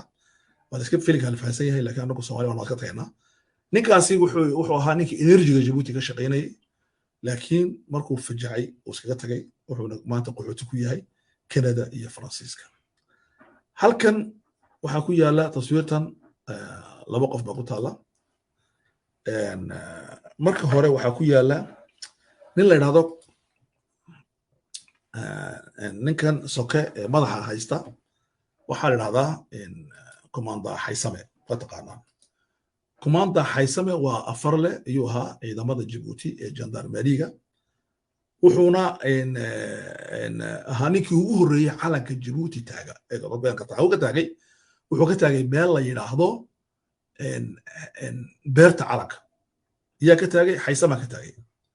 ninka Haysama ee halkaa ka taagay maanta wuxuu dagaal siyaasiyeed baa lagu hayaa. waa madaxweyne ku-xigeenka xisbiga uu Daahir Axmed Faarax xukumo ayuu madaxweyne ku-xigeenka yahay. ninkaasi waa ninkii aqalkiisa iibshay berigii Faransiiska. aqal weyn buu ku lahaa xerada diyaaradda agteeda. wuxuu u iibshay inay diyaaradda ku raacaan ee shirarka ku tagaan Xasan Guuleed oo calanka u doonayay iyo Axmed Diini Axmed Ilaahay u naxariisto labadaba. ninkii sida ahaa halka uu maanta joogo waxaan weydiinaynaa Cabdiraxmaan Baadiye. waxay ku siiyeen in ninkaa lala dagaalamo baliba la baabiyana beertii calanka oo lagu bedelo meel saribada oo hilibka lagu iibsho. loomana bixin hataa saribadii calanka waxaa loo bixiyey saribada Riyaad. arrimahaas waa muhiim. ninka kale garab fadhiya waxaa la yidhaahdaa Dirir. waa nin dhalinyaro ah oo siyaasi ah oo xataa madaxweynaha la reer ah, laakiin cadaalad iyo dulmi diiday cadaaladna doonaya. maanta wuxuu qaxooti ku yahay Soomaaliya. cajiib. haddaan intaasi aan sii wadno weliba ood maaragtay aad u baahan tihiin inaad rag badan aad aragtaan, waxaad kalood arkaysiin gabadhan la yidhaahdo Fadxiya Bukaaco. qof kastoo reer Djibouti u yaqaana codka maaragtay u dagaalama runta ee ka dagaalama beenta. Fadxiya Bukaaco nolosheedoo dhan baa halis la gashay. waxaa la doonay in lagu dhex diilo bagada dhan ay qaxooti ku tahay. waxaa la doonay waraaqadaha laga qaaday ay qaxootiga ku tahay oo dowladda Ingiriiska lagu yidhi magacay ku fadhida maaha magaceygii runta ahaa, magac kaloo been ay ku fadhidaa. halkaasaa laga daba tagay. gabadhaasina inaan la dilo oo nolosha halis la geliyo Cabdiraxmaan Baadiyo wuxuu ku siiyey Ismaaciil Cumar Geelle shahaado sharaf. waxaa garab fadhiya saad arkaysiin ninka la dhahdo waan dul marana haddeeto. ninka waxaa dhahdaa Axmed Jawhar. wuxuu ku nool yahay magaalada. isaga naftiisa waa caqli weyn oo ummadda Soomaaliyeed u baahan tahay, reer Djibouti u baahan. halkaasuu qaxooti ku yahay. noloshiisa waa la cadaadiya. waxaa ka mid ah Ilyas ninka la dhahdo oo ah nin khabiir ah oo siyaasadda aad ugu fiican. isaga naftiisa mashaakil fara badan baa ku yimiday, waad ogtihiin. waxaa kaloo garab jooga Cabdiraxmaan Ibraahim oo ah nin weyn oo madaxweynaha la reera, laakiin siyaasadda u dagaalama, qaxooti ah. isagana noloshiisa waa kaa. waxaa kaloo jira Shixin baa jooga oo maaragtay suldaankii hore ee Tajooro garab fadhiya, komidi ah aad iyo aad u cilmi badan. isagana waxa ku dhacay waad ogtihiin oo dhibaato isaga iyo walaalihiisii kale. nin baa ku qaxooti ku ah Hargeysa ku dhibaataysan, mid kalaa ku ah qaxooti meel la yidhaahdo maaragtay kartoon oo ku gubtay oo ku fool xumaaday. isaguna meelaha kale. halka hoostiisa waxaa jooga Doctor Ismaaciil Jilaal. waa nin caalim weyn ah oo dhinaca teknolojiga jaamacadda professorka ahaa. waraaqad buu qoray. wuxuu yidhi mudane madaxweyne mar saddexaad iyo mar afaraad kuma xambaari karnay raalli noqon daa. bashaarkiisii baa laga joojiyey. ninkaasi wuxuu ku nool yahay Canada. nolol aad u khadhaan oo ku nool yahay, laakiin alxamdulilah iminka shaqo fiican oo helay, wanaagna oo soo dambaysay. Ismaaciil Jilaal waa caqli weyn. waxaa dhinaca kale ka xiga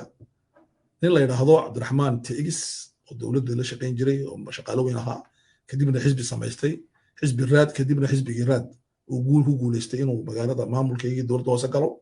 kadibna aan ognahay inuu xisbigii ula galay yeesan. ninkaas waa nin siyaasi oo weyn oo madaxweyne inuu noqdo u qalma, laakiin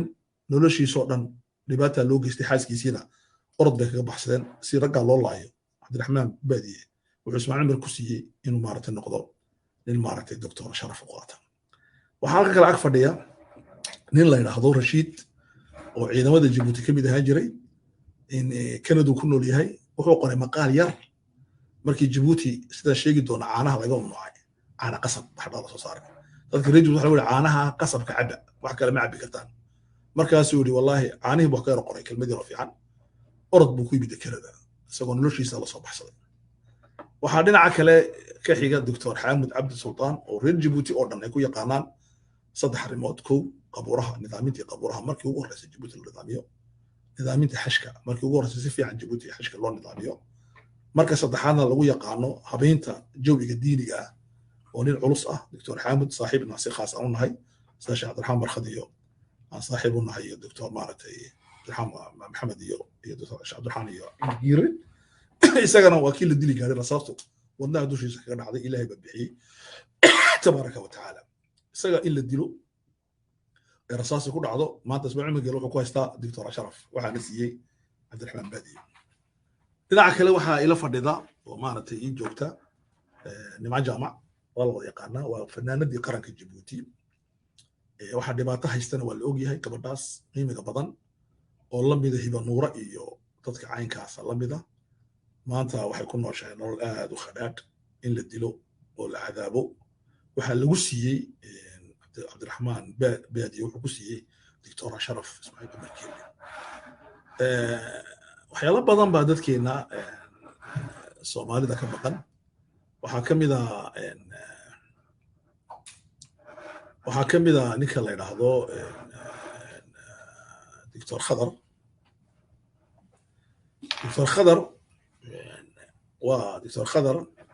waa professor dhiga jaamacadda jabuuti dhigi jiray mathematica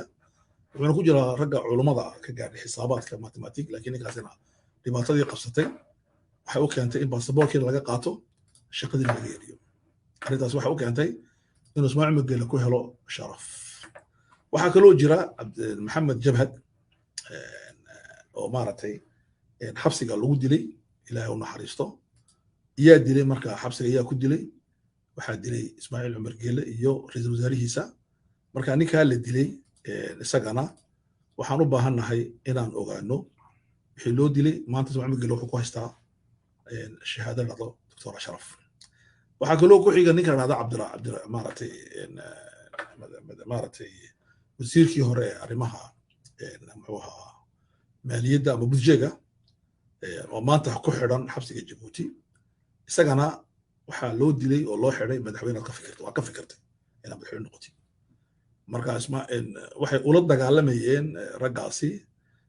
maxaan ku idhaahdaa ninka la yidhaahdo farmaajo sanad buu ku biirsanayay dagaalkii dhac waan ogeyn 3 sano kana xukumaa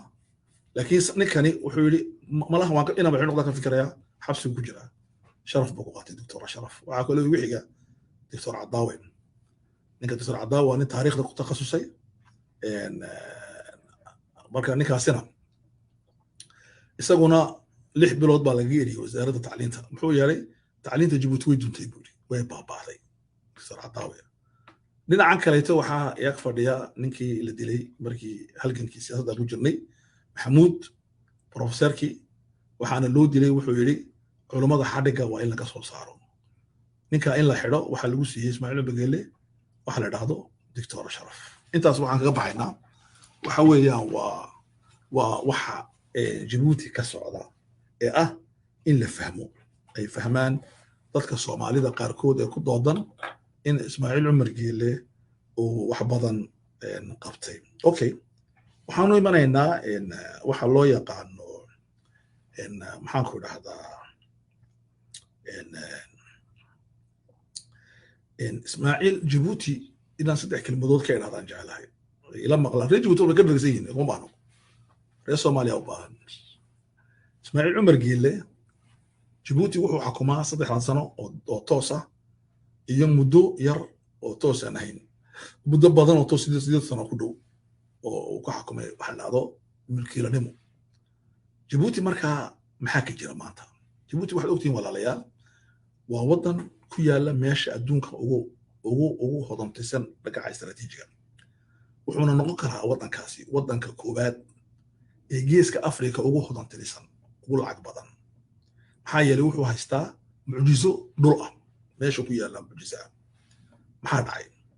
ismaaciil cumar geele meesha wuxuu ka dhigay meel uu kireeyo wuxuu ka kireeyey 9 waddan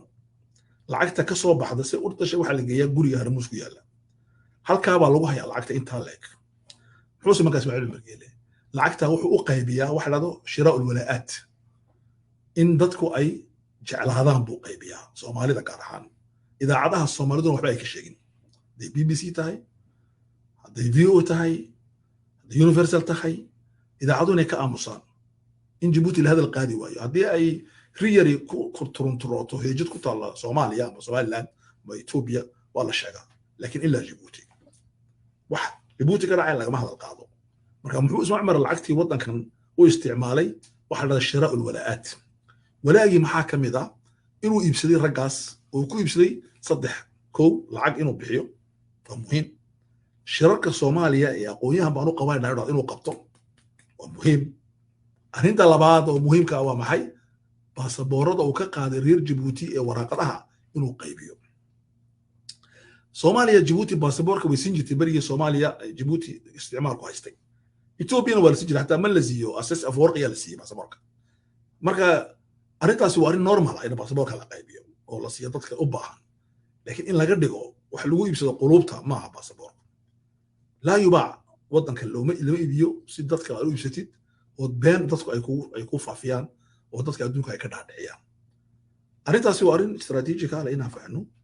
inuu Ismaaciil Cumar lacagtii wadanka soo gashay guriga uu ku hayo oo milyaar ah una u isticmaala shiraa'ul walaa'at ayna dalka gelin dalka Djibouti lacagtu ma gasho boqolkiiba 85 lacagtu waxay taalaa gurigaas waxaa jira laba meelood oo lacagta in la dhigaa meel waxaa jira dhado khasnada dawladda Trésor National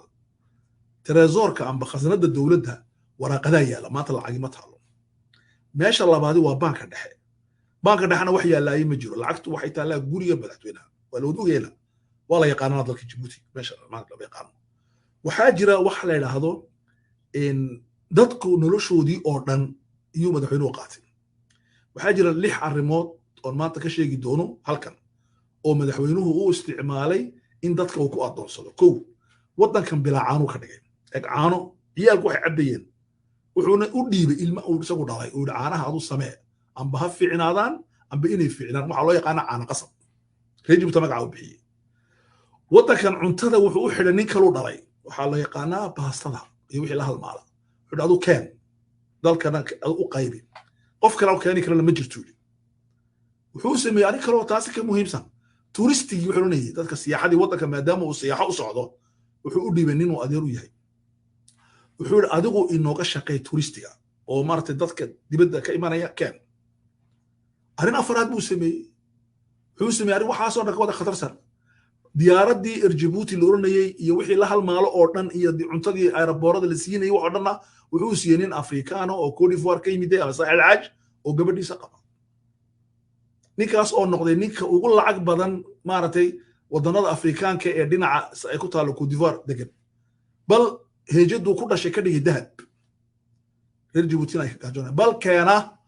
Afrikaan kale intuu keeno kubadda ciyaara Djibouti ka qaato 50,000 $40,000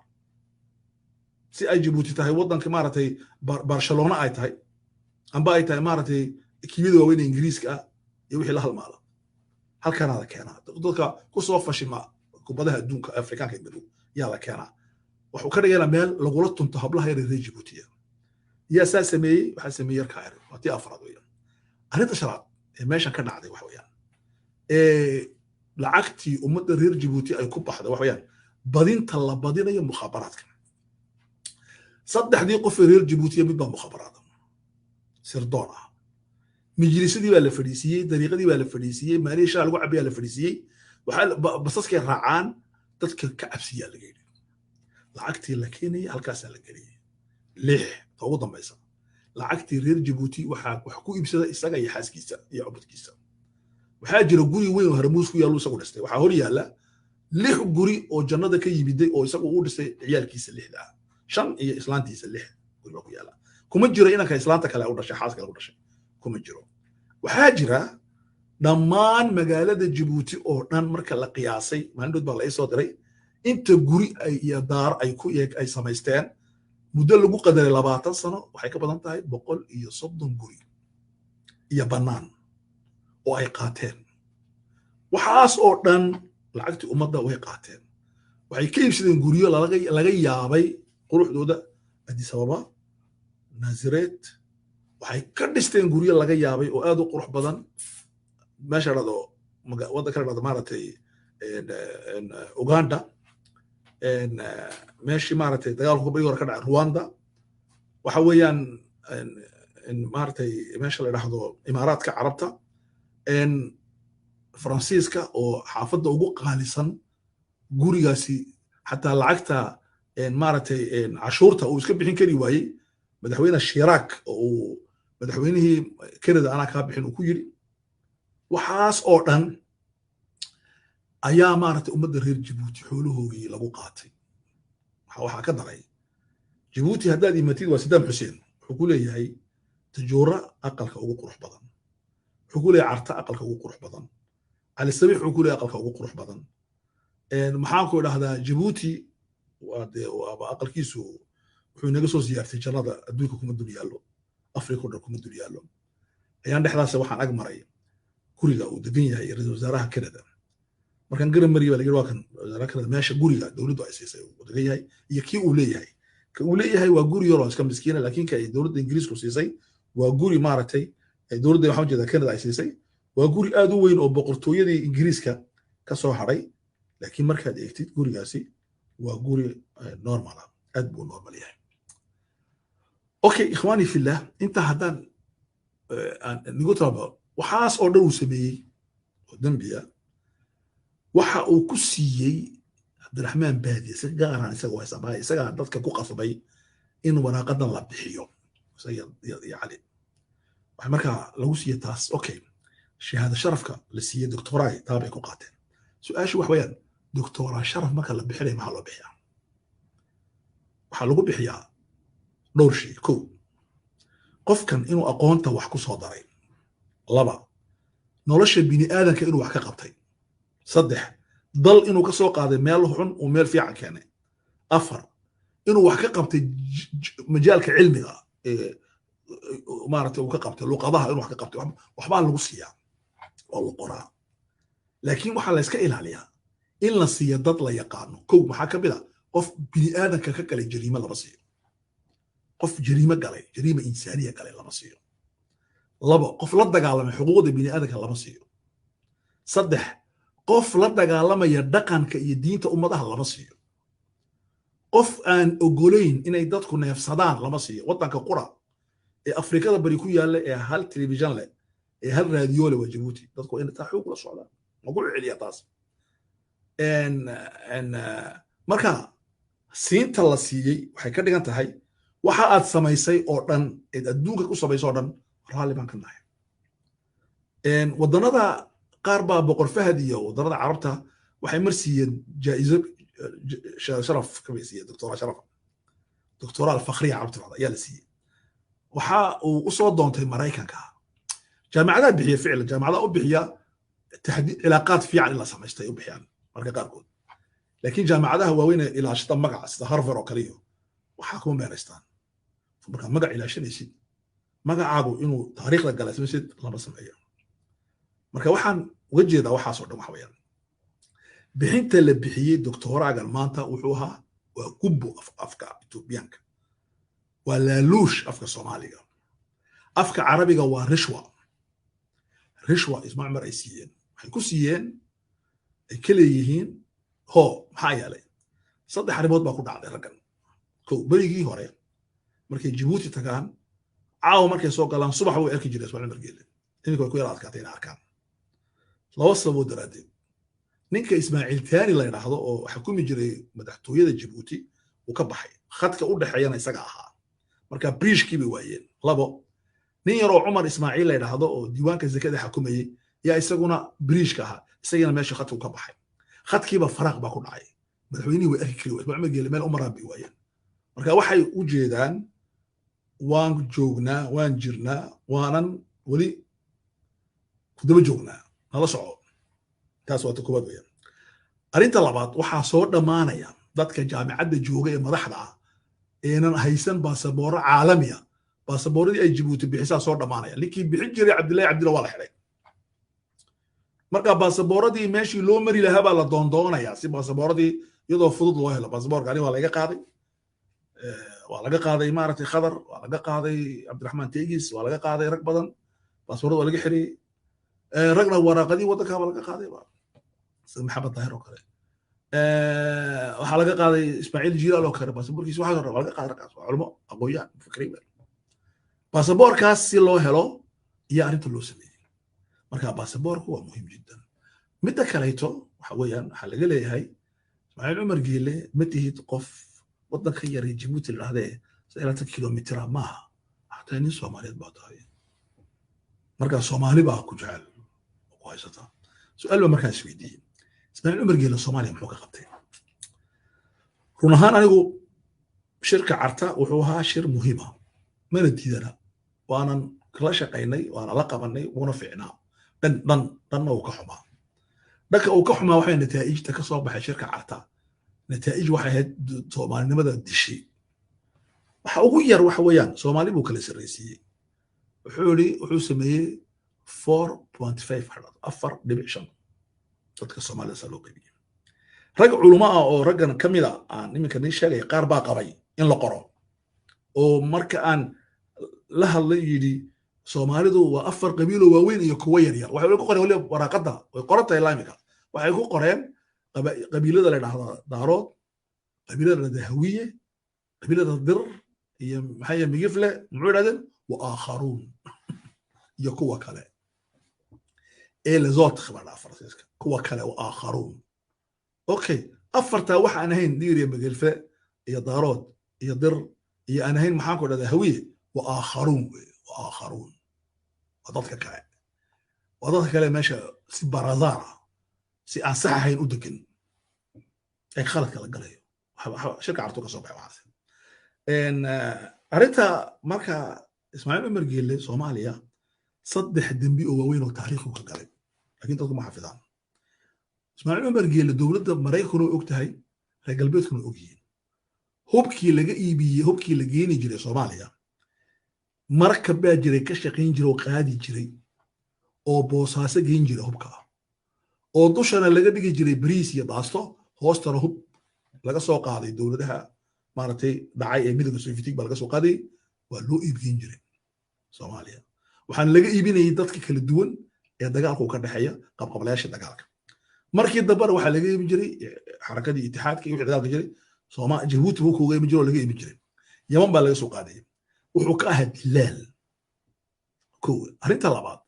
Ismaaciil Umar Geele wuxuu ka qayb galay ridistii dawladda Soomaaliya ee la riday arinta ninka baartay margiisa dheereeya maartay sax maaha waxa sheegay Muuse Biixi maalintii uu Djibouti yimid wuxuu yiri siyaal barre waxaana la riday saddex nin Xasan Guuleed moorana raal noqday fiican wuxuu yiri Ismaaciil Umar Geele waa kow iyo ninka dhahda Zakariye labadan nin iyaana la riday buu yiri way qorantahay wayna taalaana qof kasta inuu ku laabi karaa YouTube-kii ku qorantahay maalintii la doortay uu Djibouti tagay Sharaton buu ka hadlayaa wuxuu yiri raggaas baa la riday Maxamed Zabar macnaha dumistii dawladda Soomaaliya uu ka qayb galay Maxamed baartay Ismaaciil Umar Geele warkaan waxa sheegay Muuse Biixi arin saddexaad oo muhiim ah jirta Ismaaciil Umar Geele wuxuu ka shaqeeyaa mushkiladda Soomaaliya inay la dhamaan maxaa yeelay hadday Soomaaliya dhamaato mushkiladeedu ay dawladda dhalato Soomaaliya curadii bay noqon Djiboutina meesheedii ku soo noqonay bay noqon Djiboutina inan bay noqonay amba inankii buu noqonay arintaas maxaa ka celinaya waxa ka celinaya wax weeyaan inuu aabba ahaado إنه صوماليا ملفكي قاعد كويس إنه الصومالي ترى على نوع أبا صوماليا وين إنه ترى على نوع أبا أريد أسلو كنا حياة مركا تحسنا وكقرب كشا أريد تكلم مهم كوحيان إذا مدن أفريقيان كي اللي كي صوماليا وحكم إذا إذا ما رضوا مرتي هيل ولا وريد جيبوتي ولا بكون وقفة لبدن كون أقف ريد جيبوتيا اللي كي صوماليا كذا علامة ذاتك هالكال اللي كي وحقاتان تضرب $100 يقطن شاركو لكن waxa uu qoran lacagta ka badan 1500 wax ku dhow lacagta inta ka hadha waxa la sameeyay konto banka laga sameeyay oo Zakariya loo saxay oo madaxtooyadu ay tiri meesha waxa saaxi kara waxana ka saari kara Zakariya oo quratay waa jananka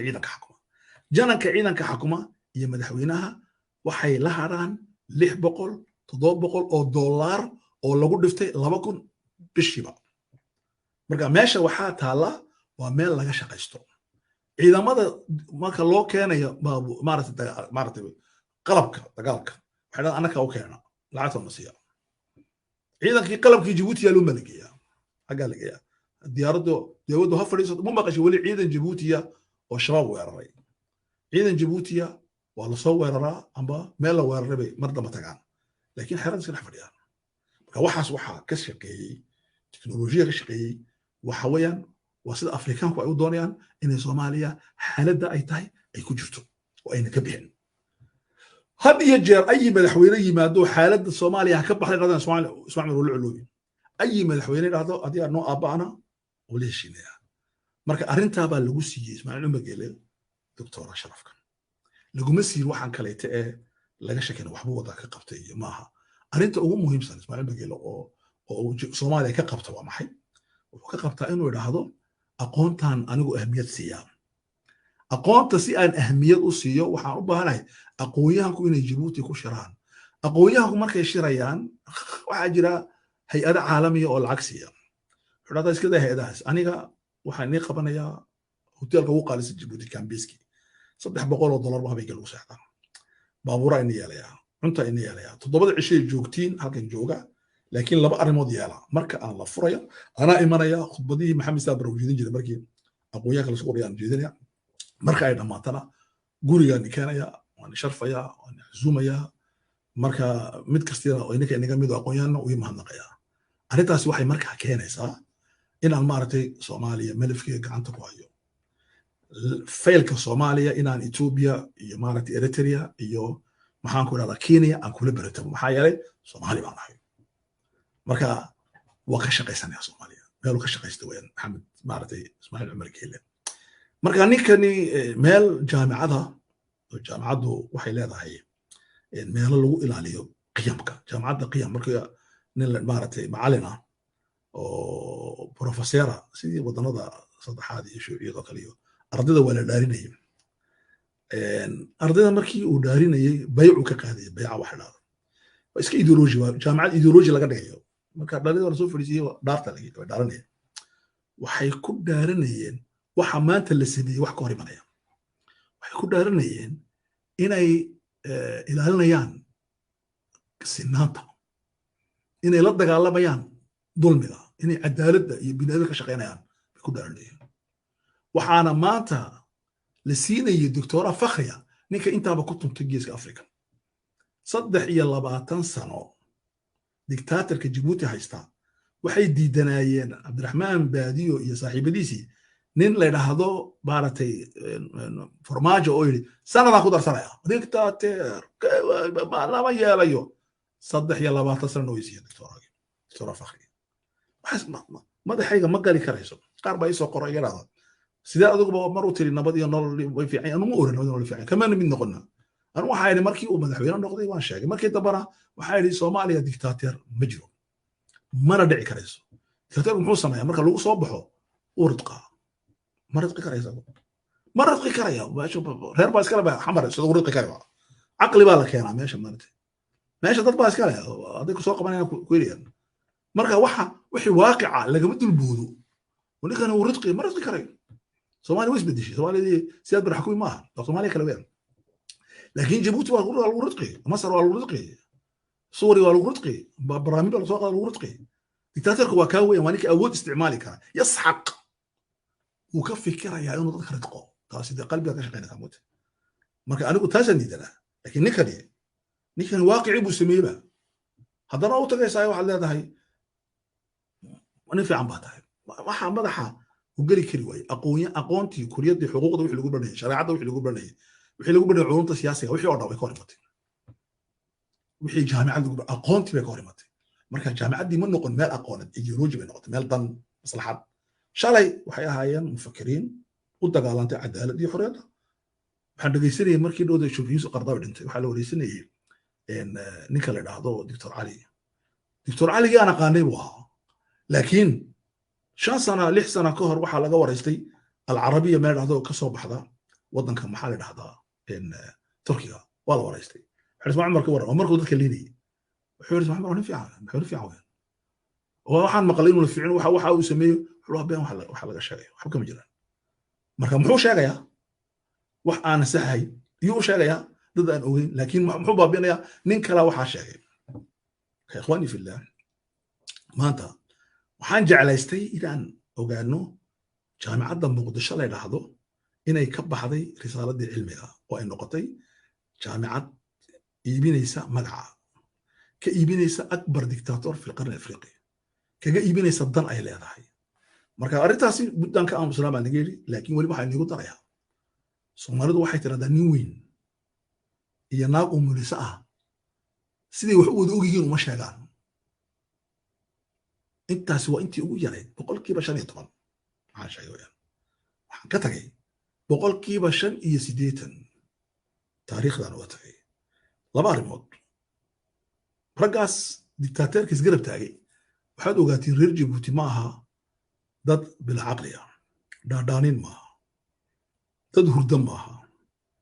waxa aad samayseen madaxan gelinay ciyaalkaygan waan u warinaynaa yawm min al-ayam inay jireen dadna khiyaanay oo isgarab taagay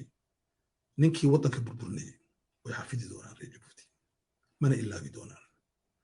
daakirada fuqdaan kuma dhacayo ubadkayaga kuwa aqliga yeeshay imika ani maqlayana way maqlayaan kuwa iman doona waan u warami doonaan inay jiraan dad maaha laba nin iyo wixii ku meersan inay dambiga ay galeen ayna ku galeen xoolo aan leenahay iyo dhaqan aan leenahay iyo dal aan leenahay inay ku galeen waxa kale oon u sheegaynaa ragaas in aad shalay waxaad oranayseen maanta khilaafteen markii aad lahaydeen juduur al-asba fi Soomaal waa siyaal bare inaad leedihiin juduur al-asba fi Djibouti laba garanayo shaqo ku bana dictatorku marka azmadii Soomaaliyana waa Maxamed Siyaad bare azmada Djiboutina waa idlaacad taasina waa nu warin doonaa ubadkayaga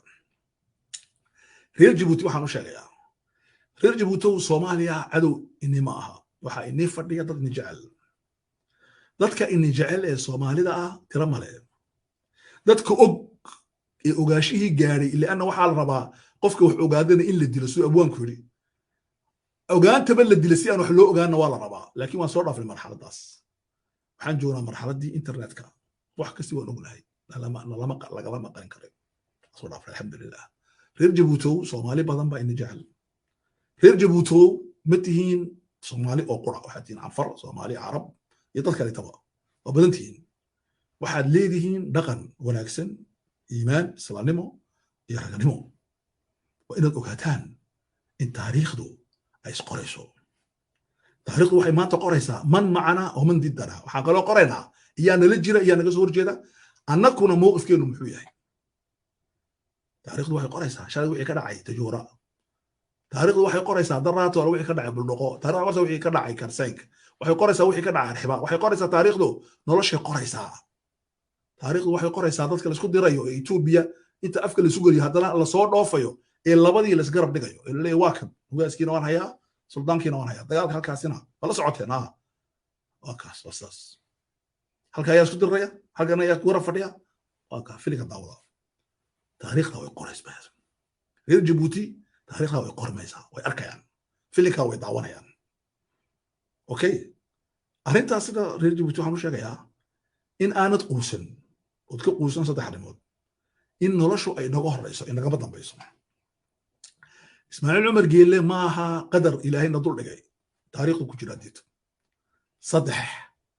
in aan nolosha inoo soo socota ay ka ficlaan doonto tamaantaanayso taana reer Djibouti waxaan u sheegayaa ummadda Soomaaliyeed ee geeska Afrika degan waxaan u sheegayaa in noloshu ay socoto oo aan istaagin nolosha waxaa ka asal al-haraka sukuunku asal maaha qofka istaagaysa istaagay waxaan leenahay waxa iman doona maalimaha aan ku noolahay maanta ka qurux badan maalimahaas oo jijiga ay sida maanta tahay inaan ahaan doonin dirdhabana inaan ahaan doonin boorabana inaan ahaan doonin noloshu ay ka macaanaan doonto waxaan aad u xasuustaa bari geeska Afrika oo dhan la iman jiray Djibouti oo loo soo dooran jiray nolol waxaan maanta xasuustaa reer Djibouti oo dhan oo Soomaaliya u shaqo tagaya xamar bay qaar u shaqo tageen Hargeysa Somaliland Barbara حتى meelaha inoo dhow oo shaqeeyaan boor bay ka shaqeystaan alxamdulillah dirdhabe ay u fadhiyaan si qeyr caadi jijigay fadhiyaan meesha way ka yaaceen meesha lagu soo yaacay waa laga yaacay albilaadu daarida ku biiray wadada dadka eriyada yaan ku biiray albilaadu jaadiba maaha ad baanu fajacsanay waxaas laakiin taasi way istaagi doontaa maxay isku taagi doontaa jabuuti waxa yaala wax aanan afrika oo dhan oolin beenna maaha jabuuti 5 sano gudaheega hadday hesho nidaam siyaasi ah oo dhaqaale fiican leh way dhaqaaqaysaa waxaana dhaqaajin doona wax weeyaan dad istiraatiijiyad leh planning leh ujeedana leh dad aan u nooleen calooshooda waxay cunaan u nool dadka noolayaan kuwa markay yimaadaan waan dhaqaaqaynaa insha allah marka waxaan u jeedaa wax weeyaan ikhwaani fillah arrintaas inaan maanta fahanay alxamdulilah waxaan halkan ka salaamayaa dhammaan dhalinyaradii waraaqadaha isoo qortay ee iga yidhi hadalkaaga waan sugaynaa miisaankan inay ka halaabin aslan saaban awligii baa wadaca almiisaan aqiimu alwasna walaa tuqsiru fi lmiisaan waxaan leeyahay reer jabuuti noolaada dad baan inii jecelahay xagga baan niga salaamayaa gudihi dadka jooga ummadda soomaaliyeed meel kastoo joogtiin aad baan nii salaamayaa xagga baan niga salaamayaa ummadda islaamka oo dhan baan salaamayaa waxaan ka xumahay jaamacaddii ugu wanaagsaneed ee soomaalida muqdisho inay imtixaanka maanta ay ku dhacday waxaana ka jawaabi doona taariikhda ardayda meesha ka soo baxday waraqado badan bay soo qoreen waxay yidhahdeen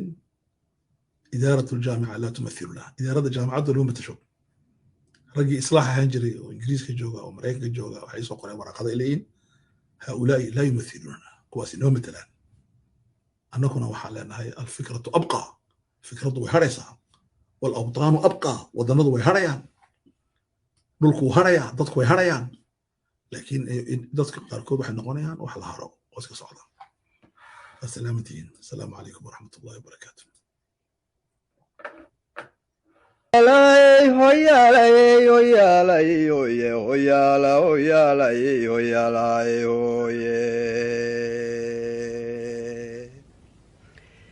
Soomalidan dhidhiyay dhaxa maqashinay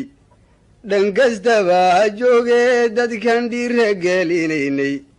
dadkan dhiigga hoos iyo qalbiga wada dhalaalsinay runtii loo dhakaabiyo dadkan dhabadda u sheegnay dharaar iyo habeen qayladan kor u dhawaaqaynay ujeeddada dhankii loo watayee layska dhaadhiciyey intaa dhinac marsaani waa kuwan garasha dhirayne caqligay ka dhaawacan yihiin waana shay dhabahe dhandhama bas waxa ka dhigay dhuni raacnimaye raggiise aabbayaasheen dhalay baa dhaafay hadal weyne mahmahyaday noo dhaheen midankaysoo dhigay intaad sacaabadow dhigan lahayd nacab ku dhudaya si u dhoomo inaad buuxsatay oo dhereegtay ku mudo dhafoor xun iyo cadowgaagu yuu dhubni ka garane waxaa loogu soo dhaashadaa dhuxsagaaraahe